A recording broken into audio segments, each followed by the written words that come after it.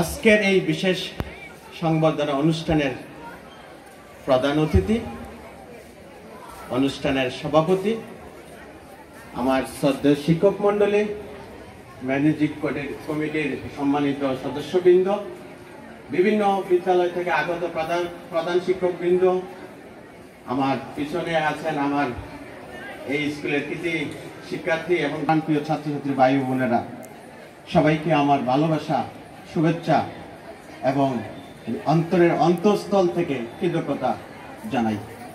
করলাম আপনারা আমার জন্য দোয়া করবেন, যেন আপনাদের এই ভালোবাসায়, যেই ছেলেটা, গ্রামের ছেলেটা কথা বলতে পারতো না, একটা সাদা প্যান্ট নীল শার্ট পরার স্বপ্ন দেখা বাংলাদেশের বিভিন্ন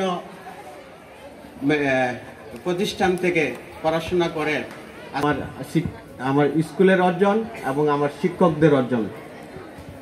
আমি কৃতজ্ঞতার সাথে স্মরণ করছি আজকের এই সংবর্ধনা অনুষ্ঠানে অত্র উত্তর সুরমা এলাকায় শিক্ষা বিস্তারে যারা অতি নিজের জীবন ব্যয় করে বিভিন্ন শিক্ষা প্রতিষ্ঠান গড়ে তুলেছেন, সকল ব্যক্তিবর্গের আজকের এই অনুষ্ঠানের মাধ্যমে স্মরণ করেছি, কারণ প্রতিষ্ঠিত হয়েছে এবং এই প্রতিষ্ঠান আর অন্যান্য যত ব্যক্তিবর্গ আছে সবাইকে তৈরি করেছে। শুধুমাত্র চিকিৎসা কেন্দ্র চারিদিকে ছড়িয়ে পড়েছে। আমি যে ছেলে মেয়েরা যে জায়গায় বসে আছে, এখানে একবার আমার এক শিক্ষক মহোদয় আমাকে আমার সফলতা অর্জনের বড় একটা পথ তৈরি করে দিয়েছে। আমি আজকের এই প্রোগ্রামে আমার এই ক্ষুদ্র জীবনের সংগ্রামী যে পথ চলা, সেই পথ চলায় অনেক মানুষের অবদান আছে, অনেক বিদ্যাপীঠের অবদান আছে, অনেক ব্যক্তিবর্গের অবদান। আমি সবাইকে স্মরণ করছি, গ্রামের মক্তব থেকে শুরু করে আমার যে প্রাইমারি স্কুল আছে, হাই স্কুল, কলেজ, বিশ্ববিদ্যালয়, সকল শিক্ষকদেরকে আজকের এই সংবর্ধনা অনুষ্ঠানে আমি তাদের স্মরণ করছি এবং কৃতজ্ঞতা জ্ঞাপন করছি। সর্বশেষ আমি শুধু একটি কথা, আমি যখন এখানে সুনামগঞ্জ জেলায় 2000 সালে সর্বোচ্চ সংখ্যক মার্ক পেয়ে সারা জেলাতে প্রথম স্থান অধিকার করি, তখন আমার পারিবারিকভাবে সিদ্ধান্ত হয়েছিল আমি পুলিশে যাই, পুলিশে সৈনিক পদে যাই।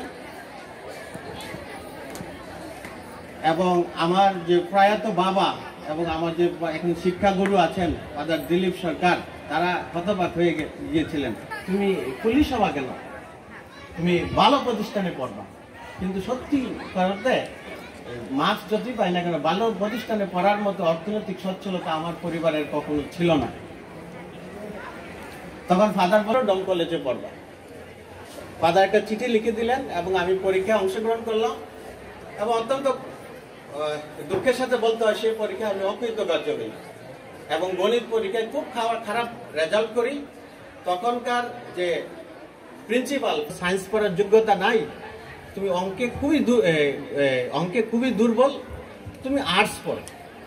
সে কথা যখন আমি ফাদারকে এসে বলি, ফাদার আবার একটা চিঠি লেখার পরিপ্রেক্ষিতে আবার আমি ফাদার বেঞ্জামিনের সাথে দেখা করি।